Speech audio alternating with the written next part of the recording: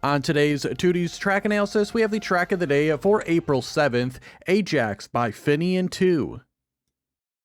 Ajax is a tech track primarily focused on the road surface with extremely tight drifts. However, there is one grass section in the middle of the track. The track does have a GPS immediately at the start of the track. The time the GPS drives is about 0.7 of a second faster than the author medal time. The track contains just a single finish line. I did not find any speed checks in the track, and currently no cuts have been found. I found the difficulty of the track to be much harder than an average track of the day, rating it a 7 out of 10. This is due to a lot of drifts that are in quick succession, meaning you can very easily get no slides when attempting to drift, and a lot of the drifts are also extremely tight. I did not feel the same way about the medal times, feeling they were a bit generous, as I completed the track with a time of 43.206. This is roughly 0.6 ahead of the author medal time of 43.848. The gold medal time was 47 seconds, the silver medal time was 53 seconds, and the bronze medal time was 1 minute and 6 seconds. Even though it was a bit challenging, I found the track to be very fun, and it also had excellent scenery, and would rate it a plus++. For the analysis today, we are using the current top time driven by Poker. They had a time of 41.545, and this is 1.661 ahead of my personal best.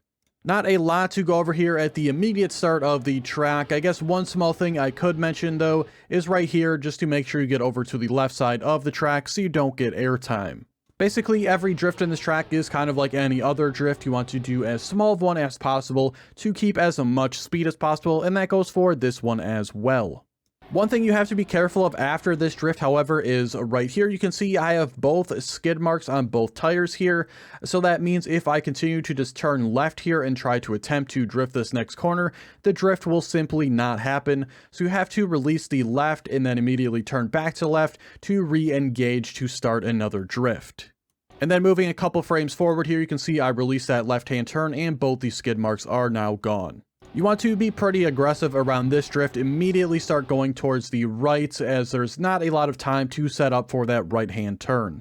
After this right-hand turn, we have a left-hand turn, which you see I go for a drift here, while the world record time currently does not. They'll be able to take this majority full speed, but they'll do one brake tap near the exit. This is extremely difficult, and I really wouldn't recommend the full speed route unless you are going for a top time.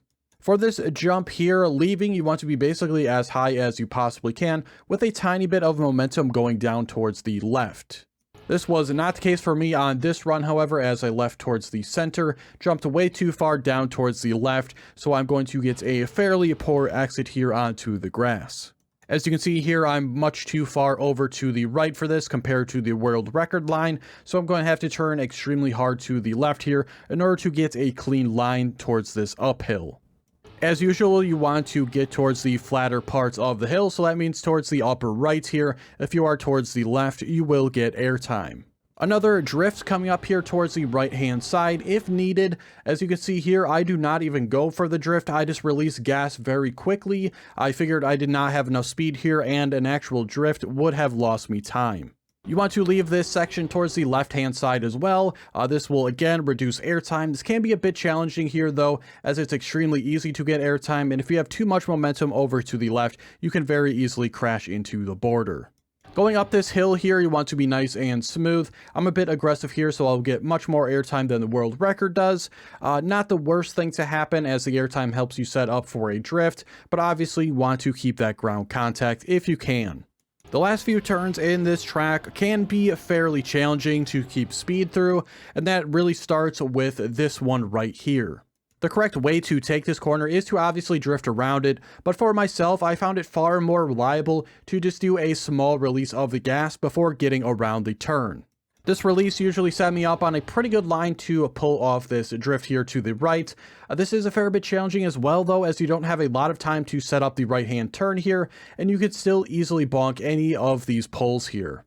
And immediately after this right hand drift, we're hit with a left hand drift, and again, not a lot of time to set this one up, so you can see I'm a fair bit wider here, so I do give myself a little bit more time to set this one up. But this is the final drift for the track. So obviously today's intro in the overview section was a little bit different from yesterday's. Yesterday's obviously we went through a bunch of screenshots going over the track, but today's I did a mix of both, starting out with the relevant screenshots and then jumping into the personal best run.